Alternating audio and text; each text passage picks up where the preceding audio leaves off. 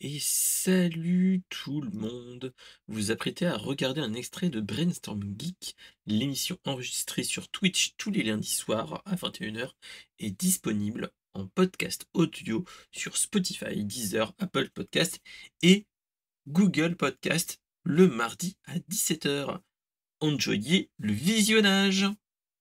Sans transition, on va aller ailleurs et on va parler de la Lune.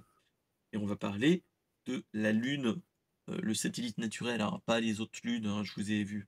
Je vous ai pré-shot vos blagues. Attention, attention, hein. On va parler de sinon on pourrait parler de ouais, ouais. Pardon? On parle pas, de ce Saint Seiya, live action. Il n'existe pas. Il n'a jamais existé et je ne Clairement. reconnaîtrai pas que c'est un film. C'est juste, un fan film, à la con, fait par des Américains qui ne savent rien sur les mangas.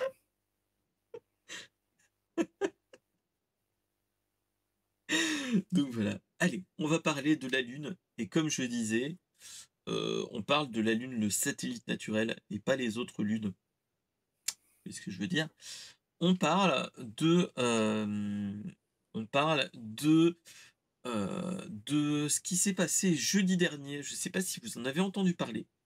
Il a eu il a eu un alunissage au niveau de la Lune, au niveau d'un des pôles sud. Alors, qu'est-ce qui se passe qu'est-ce que c'est que ce truc? C'est que en fait, on a eu une entreprise, enfin, qui s'appelle Intuitive Machines, qui s'est posée sur la Lune jeudi dernier, avec l'atterrisseur du projet Odysseus, plus communément appelé en France Odyssée, donc clin d'œil à l'Odyssée. Et en fait, pourquoi non, et malheureusement, l'alunissage n'a pas été filmé par Kubrick, hein, mais voilà. On a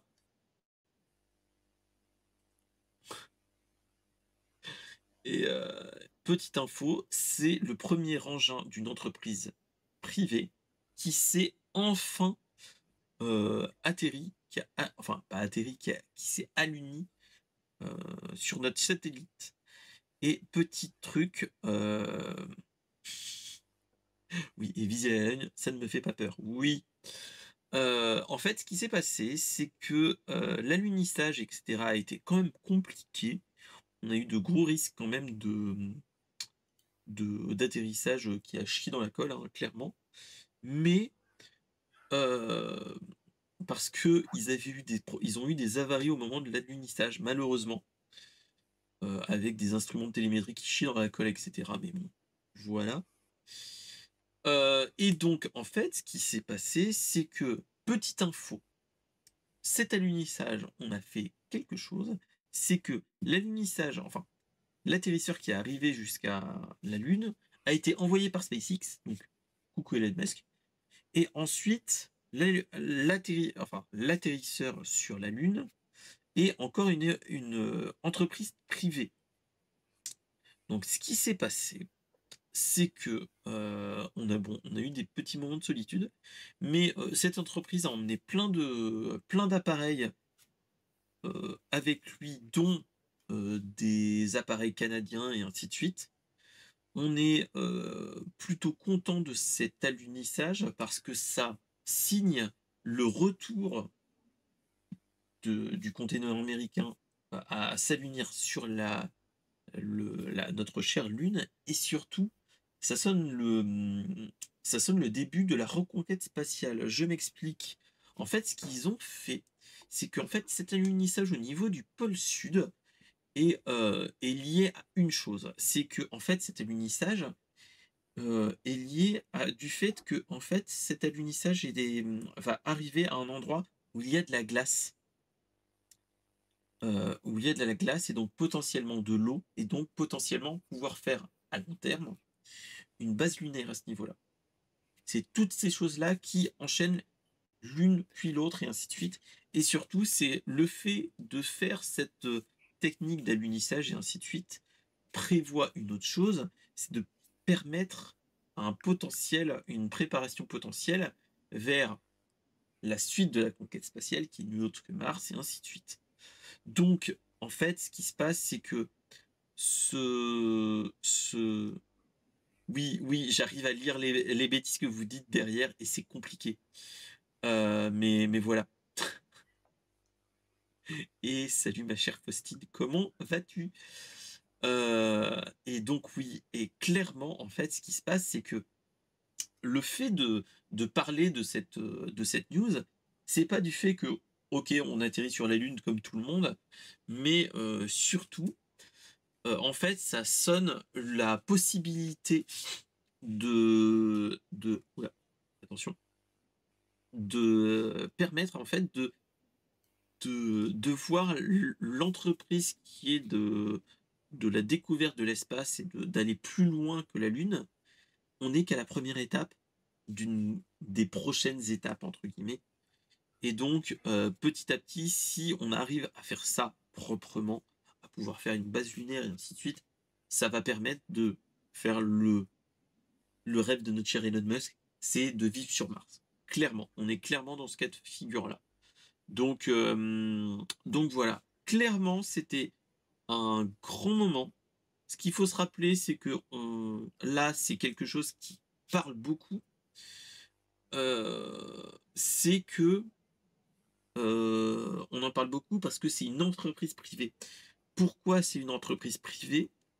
Heu, c'est que en fait, la NASA nous a plus ou moins annoncé que pour les grands sauts comme ça, où, où on a un alunissage et toutes ces choses-là, si c'était la NASA qui avait fait «tout» entre guillemets, c'est en fait, c'est que, quand c'était la NASA qui le faisait, ça coûtait entre 3 et 4 fois plus cher. Donc d'où pourquoi, ils laissent de plus en plus à des entreprises privées de faire toute cette conquête spatiale et surtout, en fait, de laisser aussi les autres nations. Parce qu'il faut se rappeler que, fin du mois dernier, si mes souvenirs sont bons, c'était le Japon qui s'était alluni, à mais qui et on a d'autres cas de figure où, en fait, on dit que la conquête vers la Lune est compliquée. Faut se dire que dans les dernières années, on a eu quand même des cas d'alunissage ratés. Donc voilà. Et bah, à quand une fusée Parkside, comme dit notre cher Caramelman? Et ben j'ai envie de dire, bah, très prochainement, je pense que notre cher Lidl va pouvoir faire quelque chose pour faire des fusils low cost. Mais on verra bien ça plus tard. Qu'est-ce que tu en Bah, oui. penses, mon Ouais, cher attends. Lens Carter? Oui. Quoi? Euh, D'accord. Ah, d'accord. donc voilà. Mais clairement, on est dans ce cas de figure-là où ça peut être très intéressant à voir comment ça va se suivre parce que on est vraiment au premier pas vers le voyage de la conquête spatiale, clairement. À toi, mon cher Lens Carter, si tu as des choses à dire. Bah, là, j'ai pas grand-chose à dire parce que pour Oh, moi, le projet de oui. conquête spatiale, pour moi, c'est impossible. D'accord, ok, S ok, ok. vu ce qui vu ce qui se passe, sur terre en ce moment, les guerres, la crise, tout ça, ça m'étonnerait qu'un jour on puisse quitter notre, bonne planète bleue et même si on la quitte, ça Dans quel m'étonnerait qu'on état? reste ça m'étonnerait qu'on Sur- reste, longtemps dans l'espace. On verra bien. Mais on verra bien ce qu'il en est. On verra bien ce qui se passe à ce niveau. Merci de m'avoir écouté. N'hésitez pas à proposer des actus sur la pop culture dans le Discord et dans les commentaires, de réagir et surtout mettez le pouce bleu. Allez, à bientôt.